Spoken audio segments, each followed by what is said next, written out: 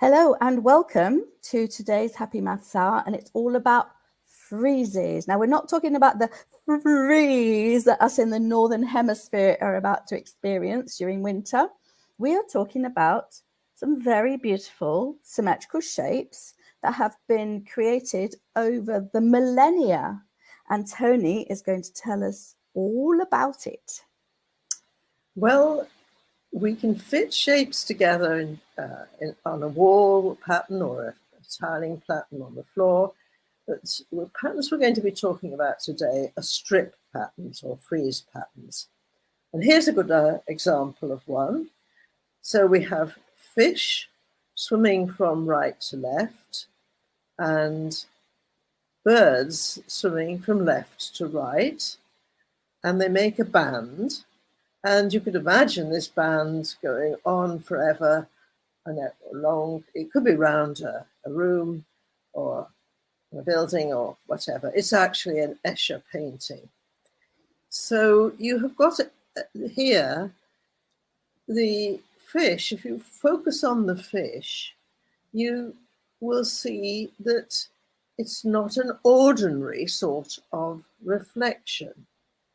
It's what we call a glide reflection. So it's a bit like footsteps, isn't it? You could imagine, if you imagine yourself standing still on the spot with your feet together, your feet are a reflection of each other. Your little toes on the outside and your big toes on the inside. And it's like a reflection and translation.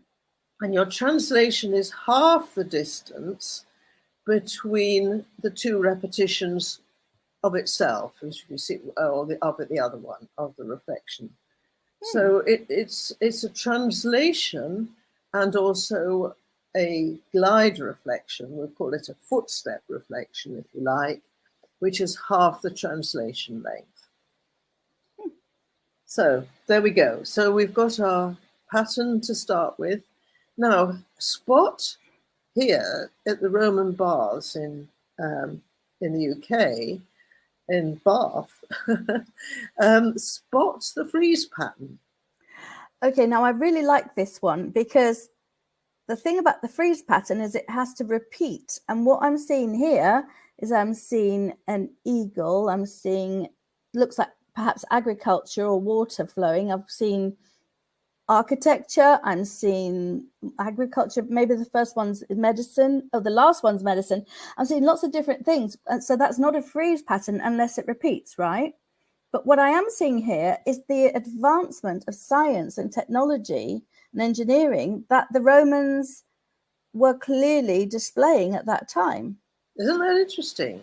Well, there is a spot the frieze pattern. There is a frieze pattern, but it's above the one you've just been talking about, Caroline. It's on the sort of overhang. Facing downwards, like a roof, like an... Yes, and then horizontal overhang. That's right. And then there's a second strip right at the top, which is also a frieze pattern. Right, yeah. That would be like the edge of a guttering, as it were. Yes. Right. Yes, okay. Yes. So we've what about on the column itself? That circular, is that a frieze? That looks like a frieze pattern. Yes, that's a strip, and it's wrapped around the top of the column. Okay, cool. And there's an echo of the friezes above, horizontally above those, straight across above the columns. So we see the artists who created this, the sculptors who created this, were thinking about repetition of the same patterns over and over again, making frieze patterns. Now, here's a close-up of a frieze pattern. This is from Delphi in Greece, which is a wonderful, beautiful place up in the mountains with exquisite views from different temples and buildings. I'm sure that's why they chose the location. And here's a little tiny bit of Delphi in a frieze. So we've had the ancient Romans, the ancient Greeks. What's coming next? Oh, well, this is India. I haven't got a date for this, but it's very old. And here you'll see not one, but many friezes. I love the bottom one with the elephants, one behind the other. I like the fourth one up. There's like the third one of animals, and it's like a movie. It's like an action sequence of the horse rearing up. It looks like a horse. It's like a movie, isn't it? Like moving pictures, moving statues. Yes, I'm not sure quite the one you're referring to. I'm not sure with the horses in it. I'm not sure about. Yes, it is, but they don't repeat exactly. Right. So it's not exactly a frieze. One of the things that to bear in mind is that these are what they call one-dimensional friezes, not because they're not two-dimensional, but because they only exist in a line. It's not like a wallpaper, is it? They have to be in a line, a repeating line.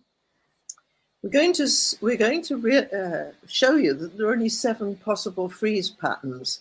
Yeah, and what we mean is not that there are, I mean, there are any number you like to imagine, different motifs or different things like elephants and flowers and other fancy decorations. But what we're saying is the way that the pattern repeats itself mathematically, there are only 7 different ways this can happen.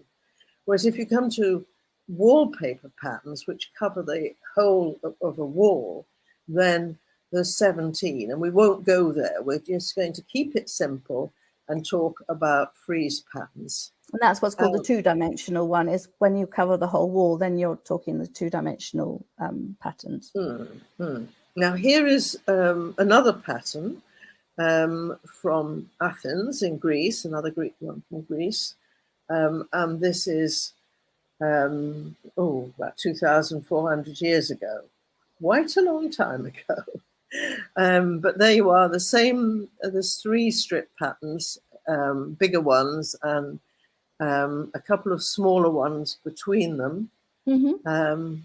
So there we have more friezes. Yeah. And so they're each so different to each other. Yes. And here's another one. Now this is Persia. Okay, so this is what is now the Middle East. Yes, and here you have, again, this is not a very sharp picture, sorry, but you have, here again, you have several different repeats of the same pattern. And all these links, by the way, are in the description. You can just go to the description and click on all of these links. And in fact, yes, you could see them for yourself.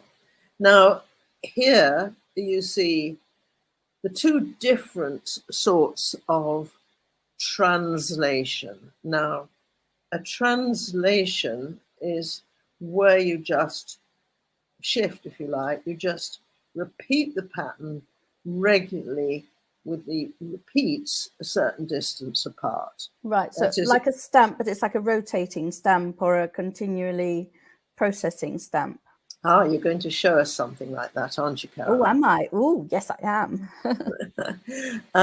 Now, here, those black tire tracks, you can see both on the right and on the left that along this whole length of the track, there's a reflection of one side onto the other. And there's also the black tracks, the black sort of imprints appear at regular intervals.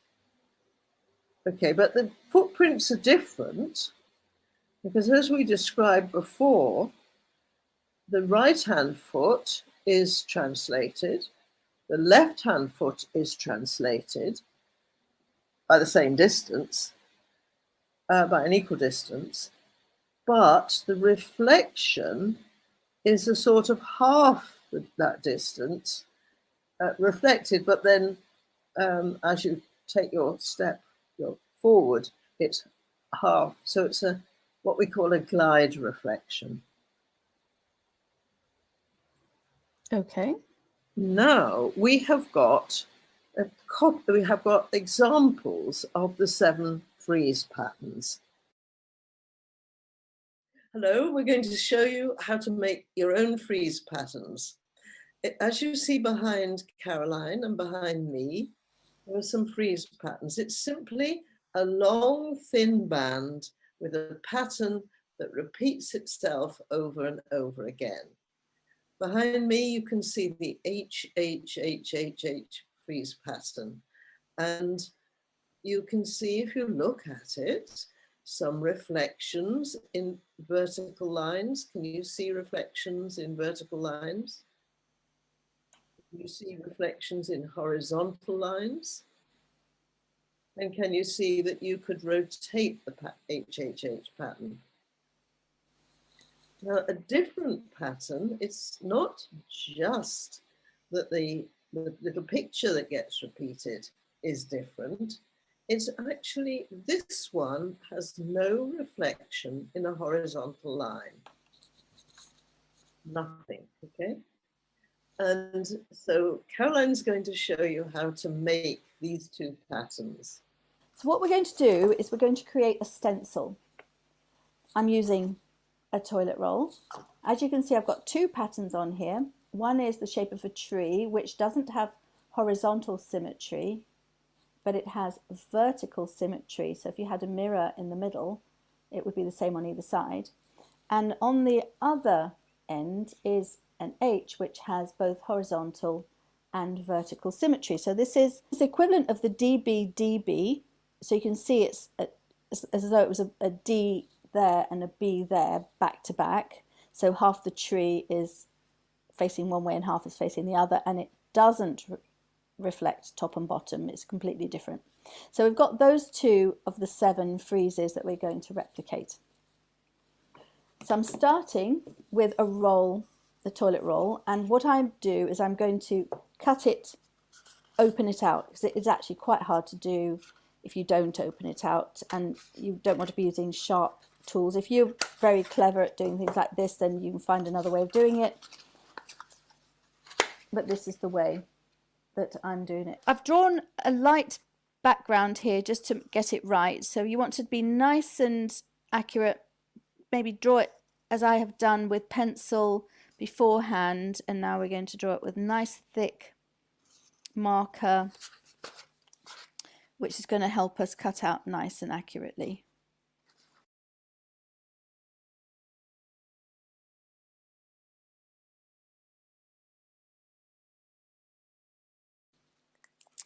Right, we're ready to start cutting out.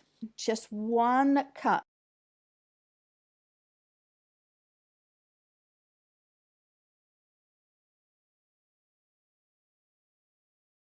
Okay, so you've got your shapes cut out, and then what you want to do is get some tape, and what I did is I taped this back to health and this back to health here. Make sure you don't go over that line there. Make sure you stay under that line, as I've done here and here.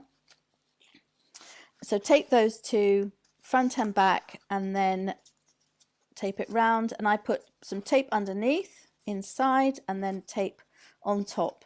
So now we've ended up with a nice, it's nice and chunky and solid now because this tape gives it strength. So now we're going to make our frieze. Are you ready? What I found was best. Now please do comment if you find something that works better, but I found that these highlighters worked really, really well. Caroline is going to colour this H, and then she's going to roll the cylinder to show you how she can use the stencil to repeat the H between those two lines to make the frieze. So now she's going to colour this H, and she's going to very carefully, using her highlighter, try to get into all the corners. Take time to do this carefully.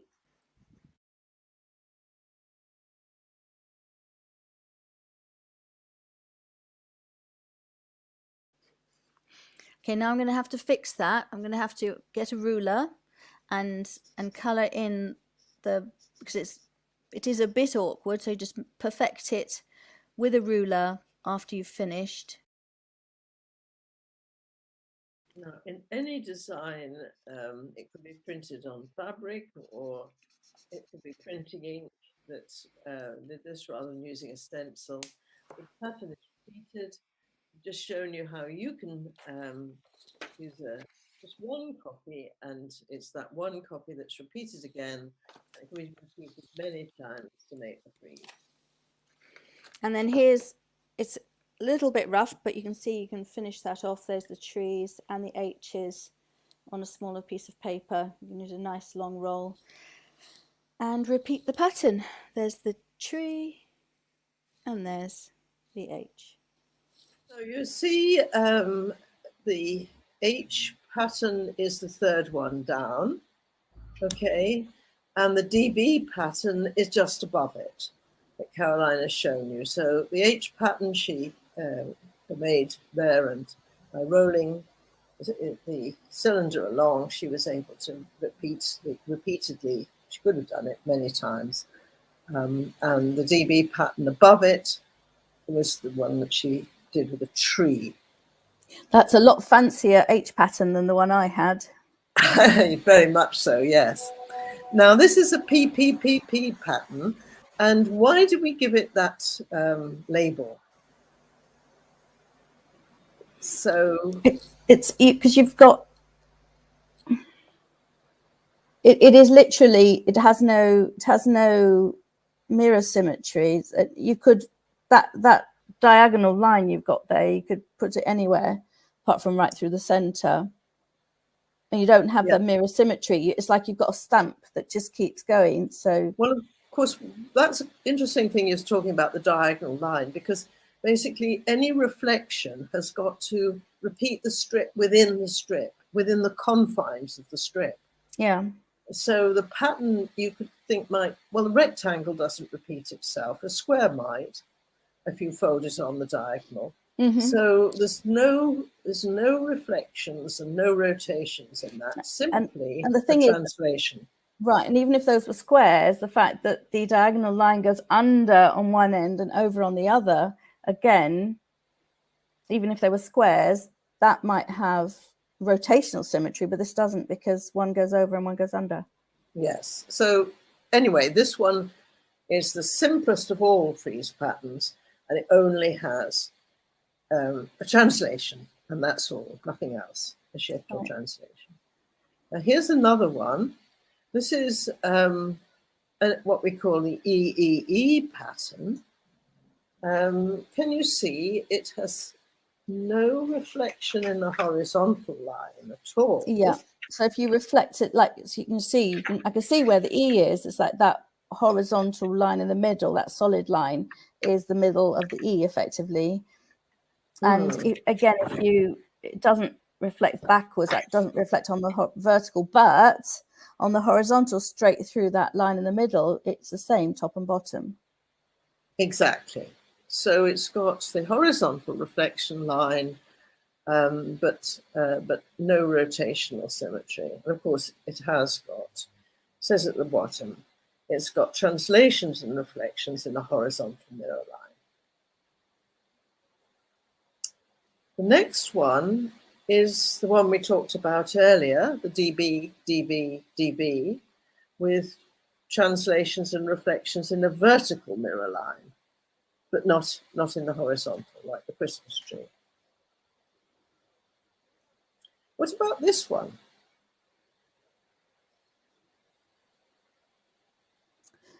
What can you see in this one? I can see the rotate. It's like rotated and translated. I can see that, because if you rotate it like a feather 180 degrees and then shift it down a bit, then that's what you've got there. So I can see the rotation and then the translation, but it's not one or the other. It needs both. It's a bit like it's on the same line as what did you call it when the footsteps, the slide.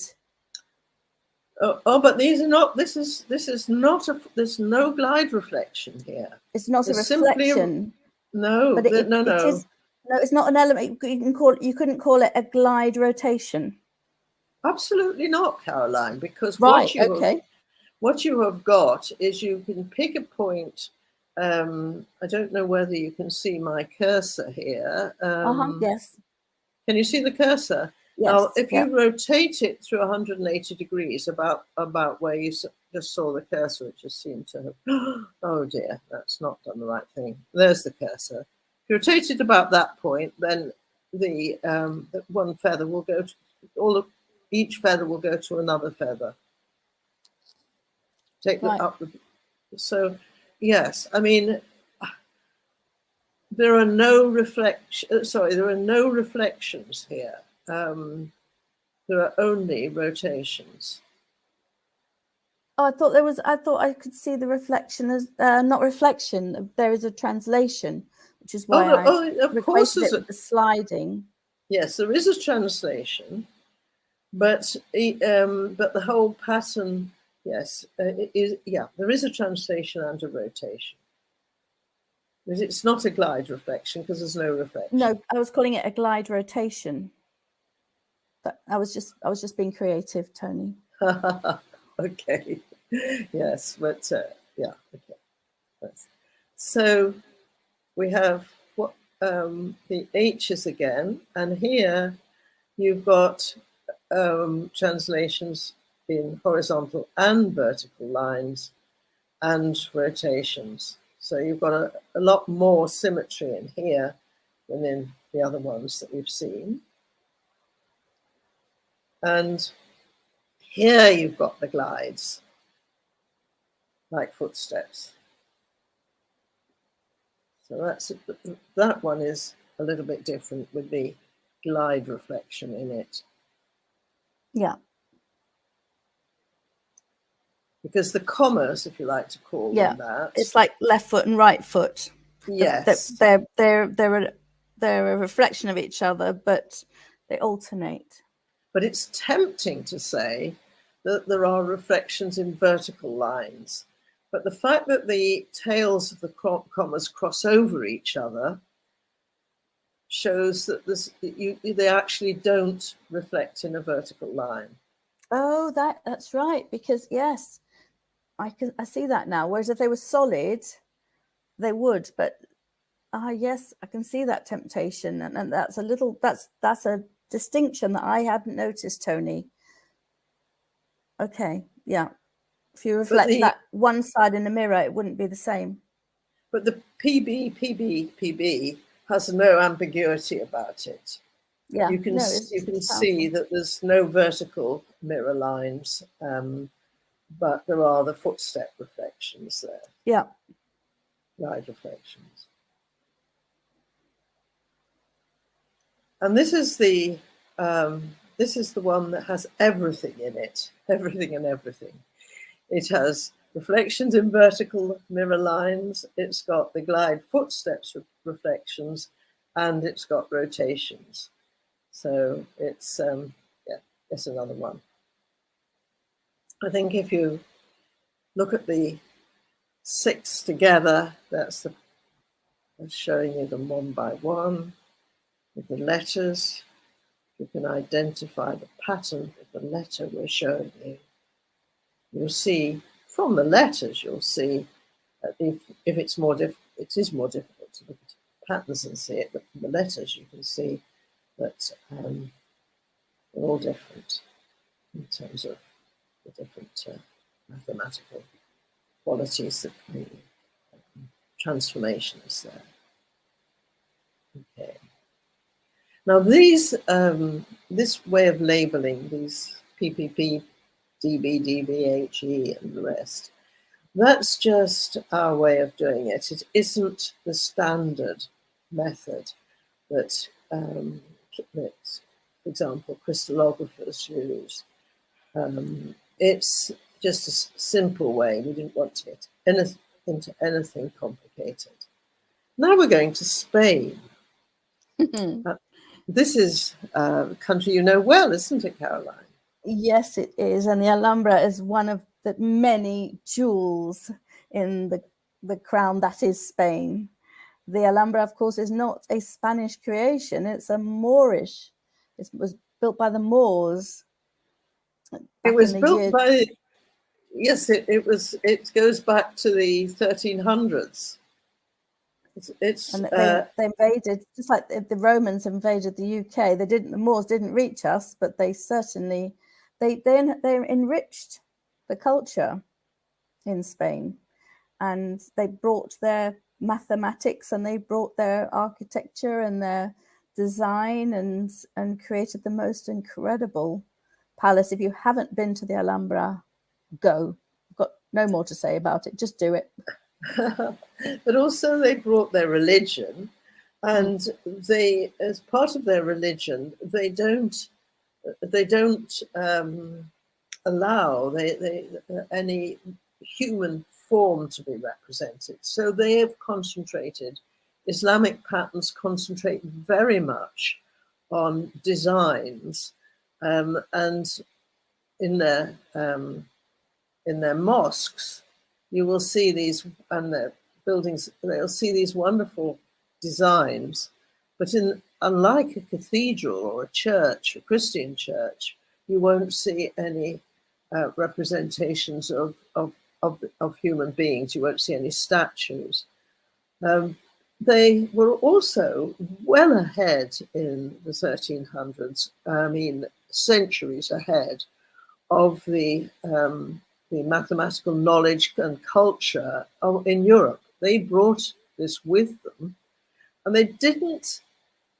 I'm not a historian, but because they were an occupying force, the Spanish, the Castilian Spanish, wanted to drive them out, drive them back to Africa, and eventually they did that.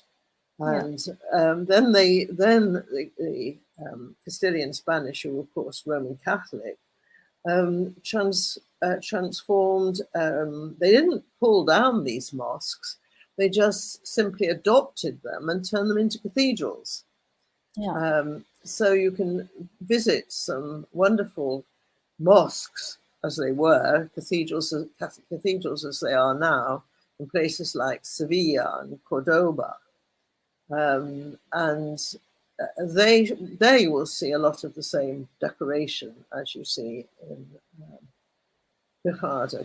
Granada is particularly famous for its wallpaper designs, not wallpaper, but the sort of design that would cover a wall, and they're often referred to as wallpaper designs, as the strip patterns we see today are referred to as frieze.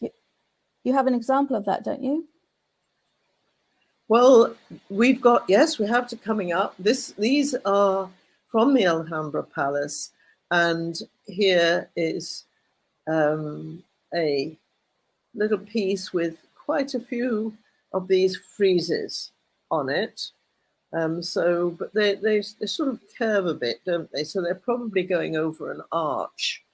I think that's, I'm not sure what arabesque means. Do you know what word arabesque means, Caroline? That is such a great question.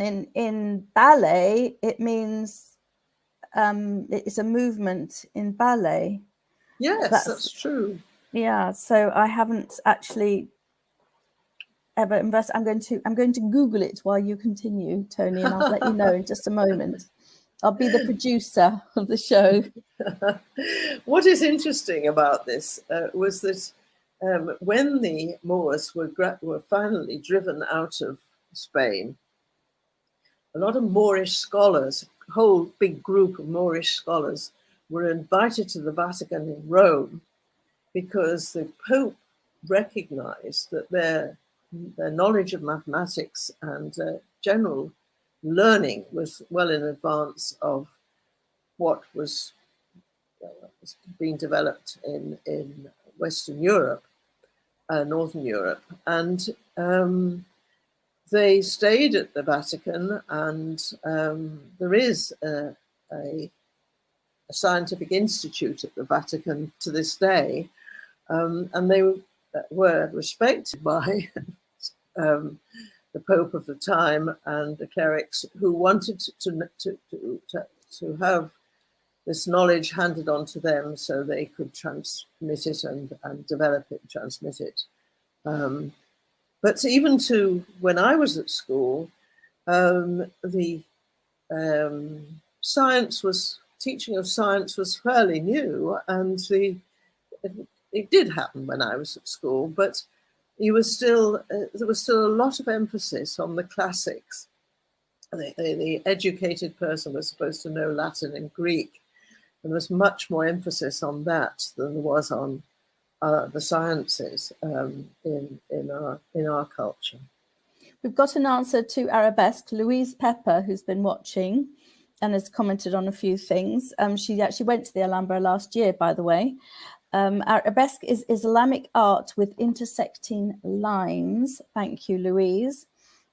I did Google it as well. It says it's a style of decoration characterized by intertwining plants and abstract curvy linear motifs.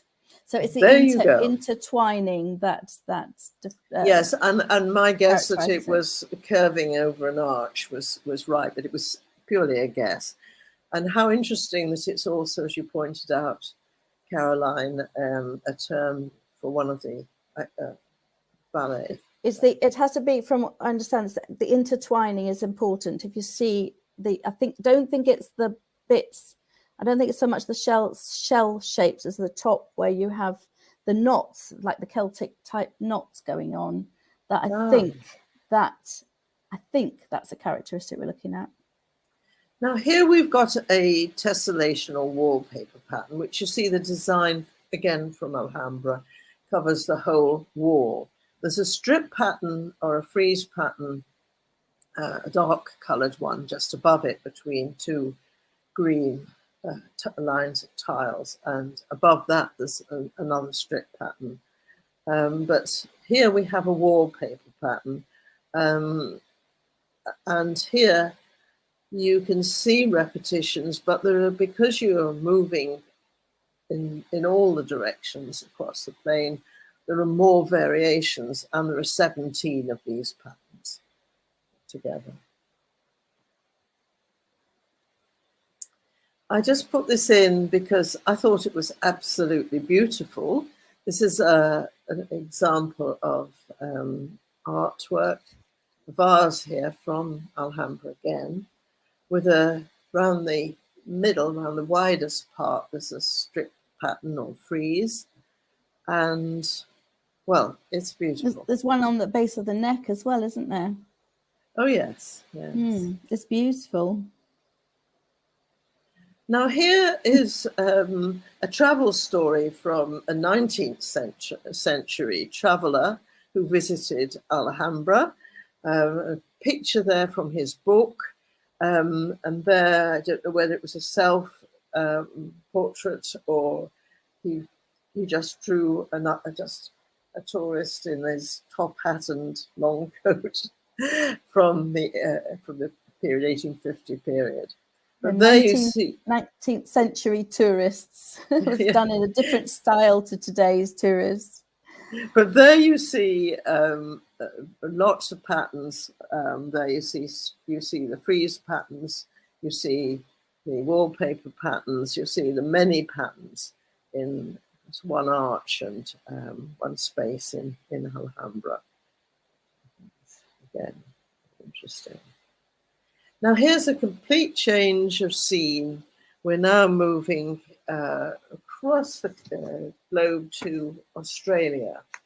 And Helen Maclay, who was a mathematician, she was a maths educator like ourselves, and she visited Spain and Australia, and she was really entranced. She was really enthused by these frieze patterns on lots of buildings. And again, these were 19th century buildings, but of course she was visiting Brisbane and other Australian cities about 20 years ago. I think she took these pictures, and she wrote an article for NRICH, which you have the link for there. And again, that link is in the description. Yes, yes. And we think this is a house, very interesting house. The whole design is very mathematical. and you can see the frieze patterns on that. Here's a close-up of frieze pattern, which is a garden gate. That's a really ornate garden gate, again from Brisbane. Now, what can we see in that? There doesn't seem to be a horizontal reflection line, although some bits of it have images by a horizontal reflection line, but the top and bottom of those designs are very different, aren't they? Yeah. That looks like the PD pattern to me, because it has got reflections in vertical lines, but not in horizontal lines. But you could also split that up into several. So the very, very top one is more of just the translation, because they alternate, they change. Oh, yes, the top one is then the next bit down you could do is the PD, and then the middle bit, those kind of circles, they actually could be, I'm not sure which one, which has lots of the H maybe, yeah, the H, and the one in the middle perhaps, and then at the bottom you got the something else again. So you could actually split it all up into lots of different types of patterns. Yeah, well, yes, I mean, we if you look at it as a whole, I think it's a PD, but Caroline's very interestingly, Caroline's interestingly said, well, all right, you might consider it as 4 separate frieze patterns. Okay, that's the gate. What about this one?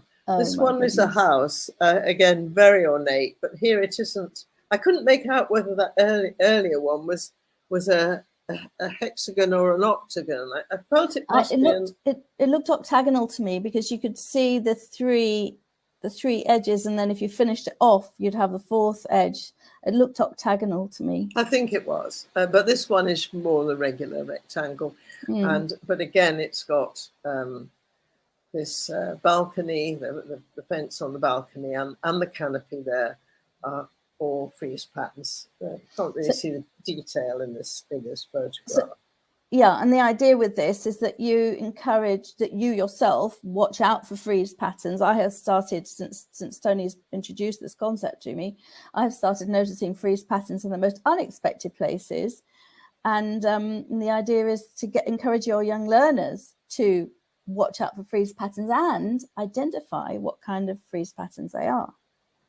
If you go to an old property, you know, one of these grand old houses, you sometimes see, and until about the 1920s, 1930s, or even 40s and 50s, a lot of people in their own smaller homes had wallpaper, but quite often they had a strip around the near the top of the wall that was a frieze strip near the top of the wall, and I think one at waist height as well, around the room at waist height. They still have that in the older houses, where they'll have like a little wooden band around, and then either above it or below it they'll have a frieze pattern. Yes, and you often see a strip pattern, a frieze pattern in the tiling in bathrooms. Even modern bathrooms, that's they're not usually as elaborate as these patterns we're seeing, but certainly we often see frieze patterns there. Now here is 4 different examples, and they don't have my labeling.